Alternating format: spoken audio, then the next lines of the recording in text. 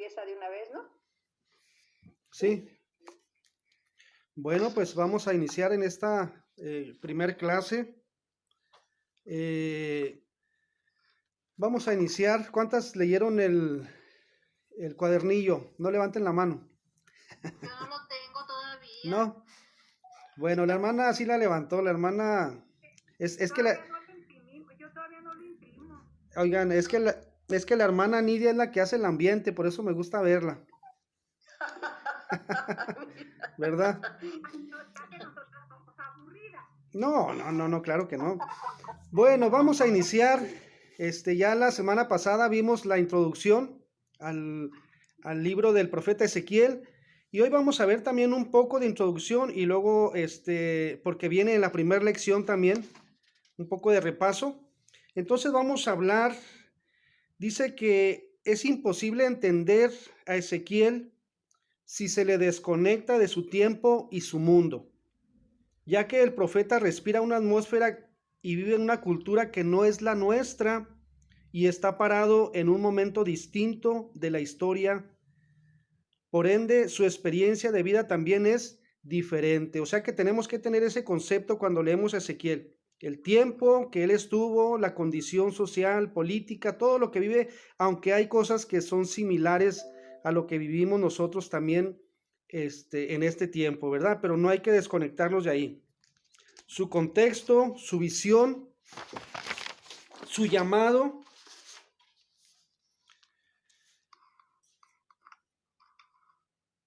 Y vamos a ver el desarrollo del tema. El reino de Judá estaba en medio de dos grandes potencias, que era Egipto y Babilonia. Entonces, estaba en medio y se convertía en la pasada de cada potencia, porque estaban en guerra estas dos potencias, pero al mismo tiempo, dice el escritor que Judá tenía que hacerse aliado de ellos dos, de los dos reyes o los dos líderes poderosos. Se veía hasta cierto punto obligado a servir como un vasallo a una potencia y a veces obligado a servirle a la otra. Estaba en medio, ¿verdad? Pues era una situación que estaba fuera de su control. Ya ha aprendido el ejemplo de su hermano, el reino de Israel, en el caso de Judá, de no involucrarse en los problemas de esas dos potencias, porque dice el escritor que para el tiempo de Ezequiel llevaba ya poco más de un siglo desolado Israel. Hay que entender que se dividió el reino del norte y el reino del sur. El reino del sur fueron solamente dos tribus y una parte de la tribu de Leví, y el reino del norte eran las otras 10 tribus. Hubo esa división cuando murió Salomón, fue cuando se dividieron, porque entró un rey. Por aquí apunté unos puntos interesantes, ahí los leo luego.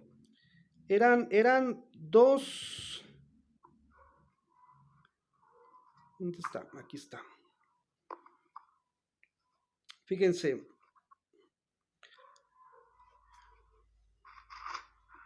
Dice que alrededor del 930, después de la muerte del rey Salomón,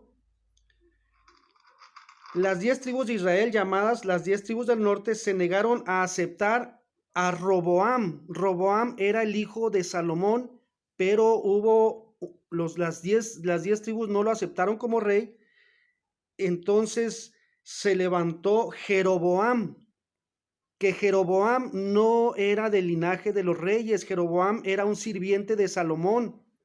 Y entonces se alió Jeroboam con las 10 tribus y se dividieron, y entonces él se convirtió en el primer rey de las tribus del norte. Tras la división de las tribus de Israel, se fueron las 10 tribus con él. Bueno, esa fue la división y fue después de que murió Salomón. Entonces uno puede imaginar los sentimientos de angustia y frustración de un país constantemente amenazado y oprimido como era Judá en tiempos de Ezequiel. Imagínense el pueblo de Judá en medio de dos potencias, vamos a llamarles potencias mundiales, ¿verdad? Y que están en guerra y luego Judá está en medio. Entonces constantemente estaba sometido a un estrés, a una crisis, a decisiones y tantas cosas que podían suceder, ¿verdad? Y frente a esa cruda realidad que vivía Judá, también está una difícil realidad espiritual. Había una difícil realidad espiritual. Jerusalén interpretó su condición social como resultado de las realidades espirituales de su tiempo. Hay que recordar que en la historia del pueblo de Israel, cuando Israel desobedecía a Dios, entonces Dios enviaba a un pueblo fuerte, ¿verdad?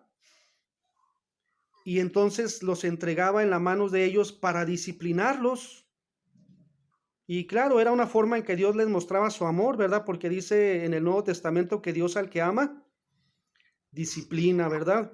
Es una forma de demostrar que les ama, pero así era constantemente porque el pueblo de Israel constantemente eran dados a la idolatría, eran dados a la injusticia, eran los pecados que cometían constantemente delante de Dios y entonces Dios tenía que disciplinarlos. Entonces el Dios que había estado caminando con ellos desde Egipto, el Dios que los sacó de la esclavitud, parecía haber dejado de escuchar sus oraciones y ya no les favorecía frente a los demás pueblos. Aquí fueron llevados cautivos. Bueno, ¿cuál sería la razón? La razón es obvia, por haberse olvidado de Dios.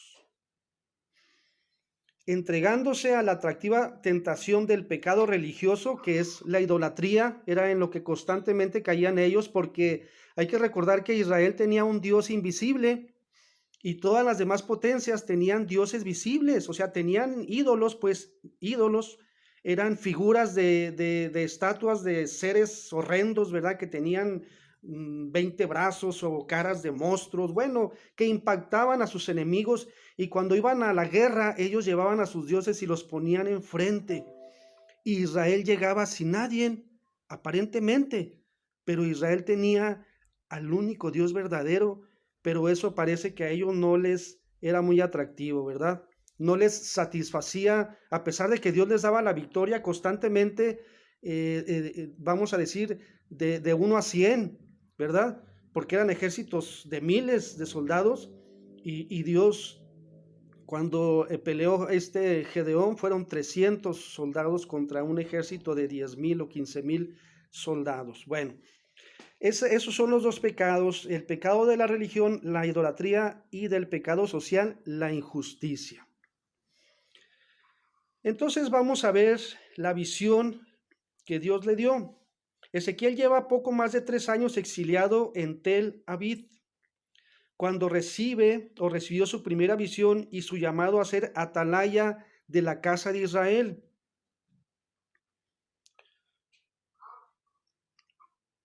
No se nos dice qué es lo que estaba haciendo Ezequiel, pero sí se nos dan varios detalles acerca de lo que sus ojos vieron. Vio un viento tempestuoso que venía del norte, que trajo consigo que trajo consigo una gran nube que guardaba dentro de sí un fuego envolvente, y dentro de ese fuego notó algo que llegó a percibir como un bronce que destellaba acompañado de un resplandor que lo rodeaba, así como el arco iris rodea las nubes en un día lluvioso. Qué magnífico, ¿verdad? Qué maravillosa visión le dio Dios a este sacerdote. Recordemos que Ezequiel era un sacerdote. Fíjense, Ezequiel había consagrado su vida al sacerdocio para servir a Dios de esa forma, pero cómo Dios lo saca del sacerdocio y ahora lo va a llevar como profeta. Eso es muy interesante, ¿eh? También. Entonces esta fue la visión que dio principio a su ministerio profético. Esta fue la escena que hizo que Ezequiel cayera con el rostro hacia el cielo. Perdón, hacia el suelo. Por supuesto, cayó inclinado, cayó hincado, ¿verdad? Pues sí. La escena además es sorprendente porque hace un cortocircuito con la mentalidad religiosa judía. ¿Cuál era la mentalidad religiosa judía? Que ellos creían que Dios solamente se manifestaba donde estaba el arca del pacto, dentro de la tienda, ¿verdad? Del santuario, que era una tienda movible donde estaba el lugar santo, el lugar santísimo, y luego estaba el arca del pacto. Entonces, la mentalidad judía que posiblemente se formó porque recordemos cuando Abraham y cuando Moisés más bien iba a platicar con Dios, bajaba una nube a la tienda donde estaba el arca del pacto. Entonces, a lo mejor se le formó al pueblo la idea de que Dios solamente se manifestaba ahí. Pero aquí Dios los sorprende a Ezequiel manifestándosele donde él se encontraba, en el campo. Él estaba en el campo. No dice lo que estaba haciendo, pero nos dice que estaba en el campo. Ezequiel es testigo de algo diferente. Dios estaba a punto de hacer algo diferente y Ezequiel es testigo. Entonces podemos decir que Dios no tiene cadenas, pues ni está sujeto a un lugar, como tampoco le está a una cultura, ¿verdad? La semejanza de la gloria de Dios aparecida en Babilonia atestigua de esta forma que el Señor es dueño de toda su creación y como tal es libre de moverse en el mundo. ¿Cuántos dicen gloria a Dios? Amén.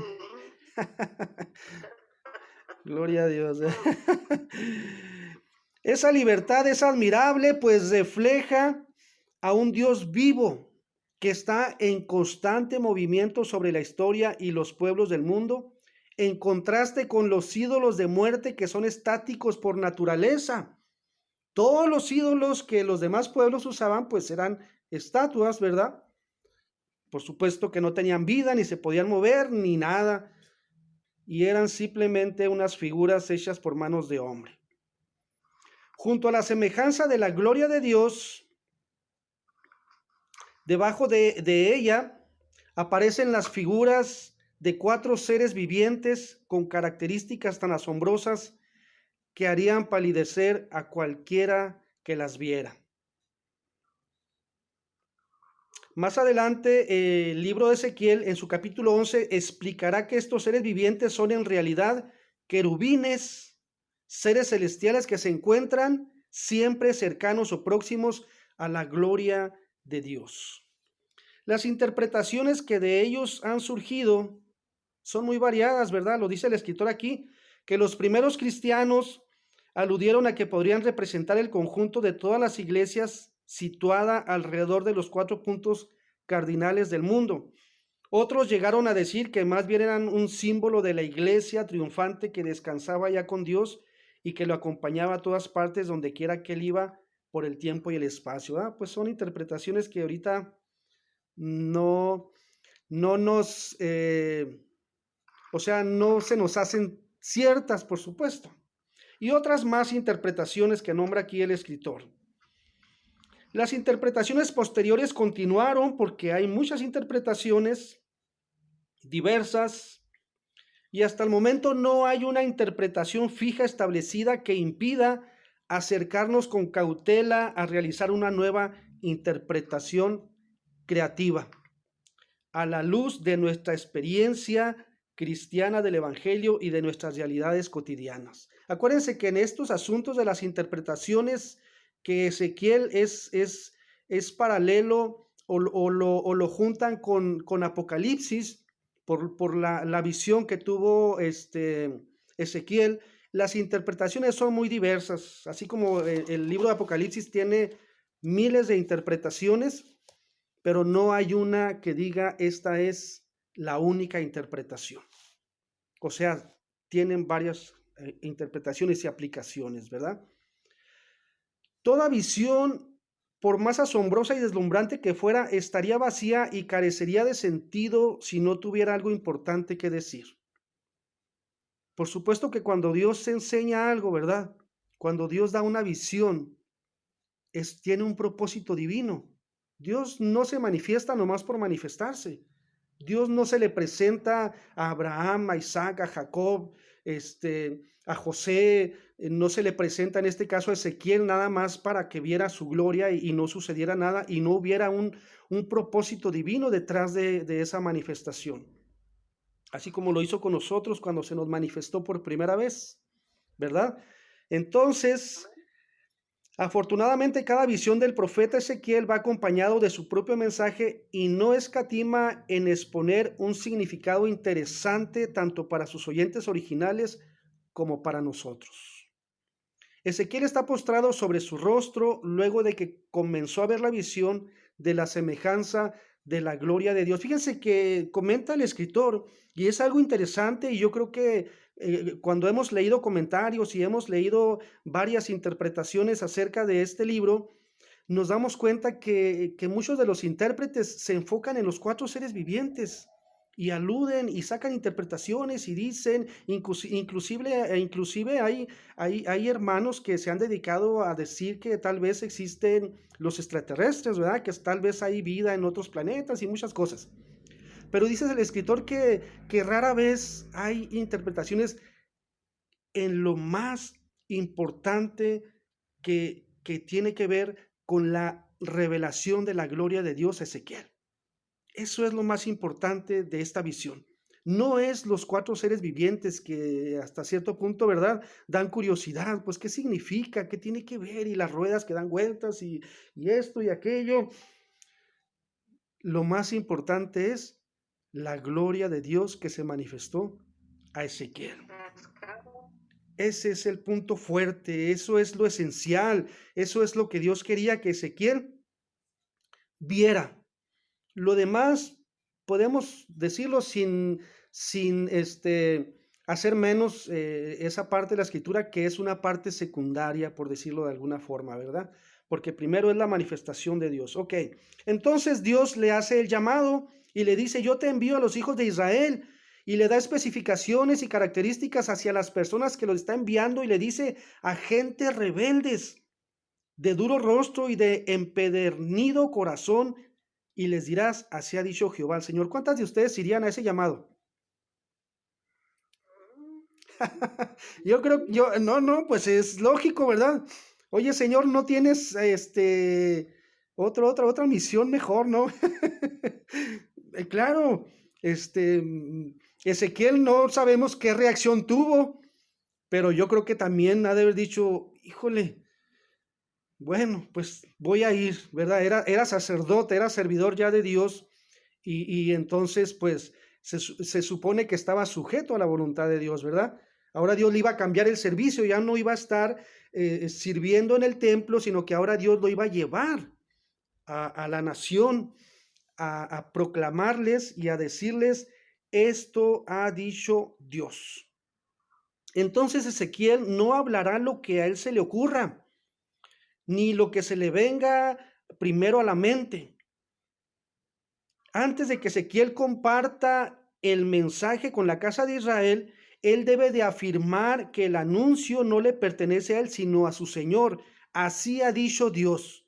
Cada vez que usted lea a Ezequiel van a ver primeramente que él dice de quién es lo que va a decir. Así ha dicho Dios, casa de Israel, y luego les da el mensaje, porque es la firma del que lo está enviando y es el respaldo del que lo está enviando precisamente, ¿verdad? Dios le advierte que es probable que no lo escuchen, que se enfrentará a una casa de hijos rebeldes muy duros, que es también probable que llegue a tener miedo de las palabras que le dirigirán y que es también muy posible que se sienta hallado entre zarzas y espinos y moras con escorpiones. O sea, Dios de antemano le advirtió lo que le iba a suceder. Por aquí viene un relato. Atrás, en las hojas de atrás tenemos algunas como que algo adicional a la lección que estamos viendo, y nos cuenta la historia acerca de un libro deuterocanónico, ¿verdad? De un libro que no es del canon, de un libro apócrifo como lo conocemos, y la historia que viene ahí acerca de cómo muere Ezequiel, que lo mata uno del mismo pueblo, ¿verdad? Y cómo sufría amenazas y bueno, entonces, pero Dios ya le había de antemano, ya le había dicho lo que le iba a suceder, ¿verdad? Eso, yo creo que eso lo preparó de alguna manera para poder enfrentar todo, todo lo que venía hacia su ministerio ahora de esta manera. Como un acto simbólico que confirmará su llamado profético, Dios le pide a Ezequiel que abra su boca, coma y se alimente las entrañas con el rollo de un libro que extendido lleva escrito sobre sí. Fíjense bien lo que lleva escrito sobre sí por delante y por detrás: lamentaciones y ayes. ¿Sí? Eso es lo que llevaba escrito. Que al paladar de Ezequiel fue algo dulce como la miel.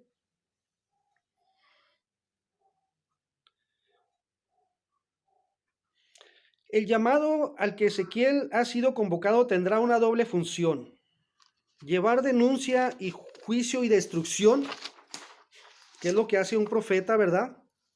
Pero también es igualmente llamado a la proclamación de la restauración. O sea, no puede solamente dar el juicio y la destrucción, sino tiene que dar la oportunidad al arrepentimiento, porque hay que recordar que el mensaje que él da no es de él, ni es en su concepción, ni en sus sentimientos, ni nada lo que tenga que ver con él, sino que como Dios, conocemos el carácter de Dios, que Dios habla de juicio y destrucción, pero también habla de arrepentimiento y restauración, ¿sí? Entonces, eso es interesante también. Eso tenía él, era la labor de él. Su ministerio se desarrollará en el remanente judío exiliado de Tel Aviv en Jerusalén. Él fue llevado a ese lugar cautivo. Finalmente, la sección del libro 3, 17 al 21 es la que da el nombre de esta primera clase. Bueno, instituido por Dios como atalaya de la casa de Israel, que atalaya significa centinela o vigía, Ezequiel debe de cuidar de Israel cuando el impío o el justo cometan maldad. Ezequiel es responsable directo de amonestar, no con el propósito de emitir juicio, fíjense bien, sentencia o castigo, sino con la intención de que la amonestación produzca un cambio y se corrija el cambio de quien cometió la maldad. Ezequiel tiene que ir con un corazón limpio, santo, sin ninguna mala intención, aún con aquellos que han cometido pecado. O sea, la intención dentro del corazón de Ezequiel tiene que ser la intención que Dios tiene hacia esas personas. Recuerdo cuando hablé acerca de Jonás, no sé si recuerdan esa predicación. Cuando Jonás va, la intención de Jonás es que el pueblo no se arrepienta, que el pueblo perezca porque lo merecen y porque hicieron sufrir mucho al pueblo de Israel durante muchos años. Inclusive mataron a miles de israelitas. Entonces, y la intención, no pudo entender la intención de Dios, pero Ezequiel sí la está entendiendo. Ezequiel, al hablar juicio y destrucción en su corazón, les está diciendo: arrepiéntanse. Si se arrepienten, si se vuelven a Dios, Dios va a tener misericordia de ustedes. Eso es muy interesante. Vamos a ver nuestra aplicación ahora hacia nuestra vida. Los tiempos difíciles y cambiantes representan siempre una gran oportunidad para desarrollar ministerios de edificación que sean útiles en las manos de Dios. La profecía no cesó aun cuando ya no había perfiles óptimos para cubrir la vacante del profeta. Ezequiel provenía de un linaje sacerdotal y es seguro, y seguro esperaba servir a Dios de esta manera, dentro del templo de Jerusalén. Yo creo que él pensó que iba a morir ahí, pensó que ahí iba a pasar sus días, estaba sirviendo a Dios, que era lo importante. Pero el Señor cambia muchas veces nuestros planes, y aún en la buena intención que tenía Ezequiel en su corazón para servir a Dios, como sacerdote, él tuvo que aprender a adaptarse en el cumplimiento de un ministerio totalmente distinto que, sin embargo, iba a ser más útil y necesario para su pueblo. Las condiciones actuales que vivimos están confrontando nuestra manera de ser iglesia. Porque de pronto el año pasado muchas cosas cambiaron de improviso y apenas hubo oportunidad de que la iglesia aprendiera a adaptarse a nuevas tecnologías y formatos para continuar su vocación de ser luz en el mundo. La lección aprendida debe llevarnos no solo a reflexionar acerca de qué tan preparados estamos ante tiempos cambiantes como los que vivimos ahora, también deben conducirnos a prepararnos desde ya en el desarrollo de nuevos ministerios que abran paso a una nueva manera de ser iglesia ante las nuevas realidades que Dios va poniendo de cara a nosotros. Y podríamos decir, la iglesia nunca será igual. No sabemos qué va a suceder. La visión sorprende más a Ezequiel la semejanza de la gloria de Dios que se le aparece en Babilonia que la propia presencia de los fantásticos, así le pone el escritor, seres vivientes que también se hacen presentes en su visión. Fíjense, a Ezequiel no lo maravilló el ver a los querubines, ¿verdad? El ver a los seres vivientes. Lo que lo puso atónito y lo que lo puso perplejo fue la gloria de Dios. No perdamos de vista eso, que es lo más importante. Lo demás, yo creo que ni nadie va a saber realmente el significado concreto de tantas interpretaciones que hay, y a veces que perdemos tanto tiempo en eso, más que en entender que lo importante y lo que sorprendió a Ezequiel era la gloria de Dios, el que lo estaba llamando. Lo que rodeó a Dios, los seres vivientes que estaban alrededor de él,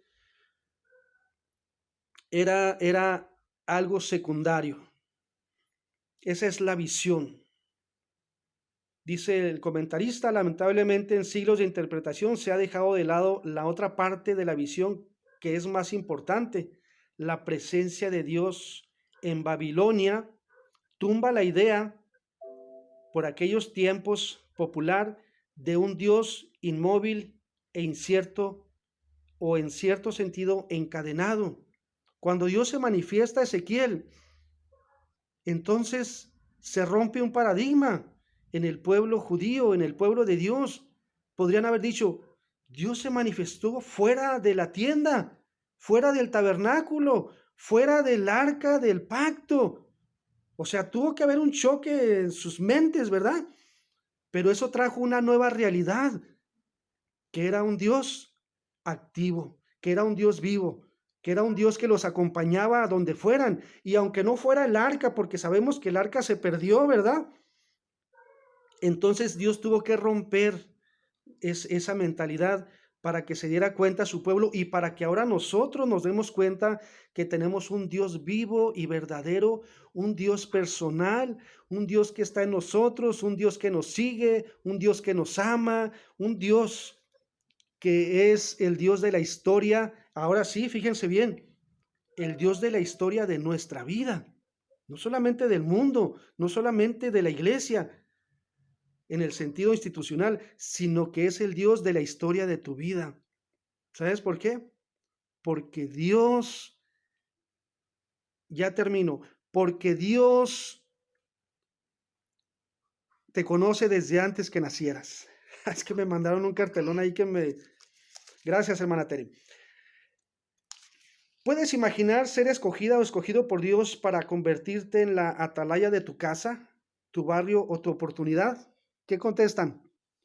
Sí. Háganle así nomás para que... ¿Verdad? En el mundo en el que vivimos se suele predicar el individualismo y el egoísmo por doquier. Es difícil encontrar a alguien que pueda sentirse interesado y responsable por el bienestar y la vida de su prójimo, a causa del difundido eslogan ideológico que dice sálvate a ti mismo. No obstante, Ezequiel es el ejemplo de una persona que vive su fe y su deseo de servir a Dios sin la necesidad de desconectarse de su comunidad, Su ministerio no está formulado a partir del personalismo o de un inútil asistencialismo. Él está llamado a ser guardián de su hermano y su hermana. Esa es la labor pastoral, acompañamiento que también debe realizar el profeta que fue llamado a ser atalaya para su pueblo. Esa es también hoy la llamada que Dios nos hace en tiempos donde la solidaridad está haciendo falta. En ocasiones no se necesita mucho. A veces solo hace falta un poco de tiempo para sentarte a escuchar y bendecir con tu atención, tu compañía y tu amistad la vida de otra persona que está necesitada de ser escuchada. Entonces, esa es la aplicación para nuestra vida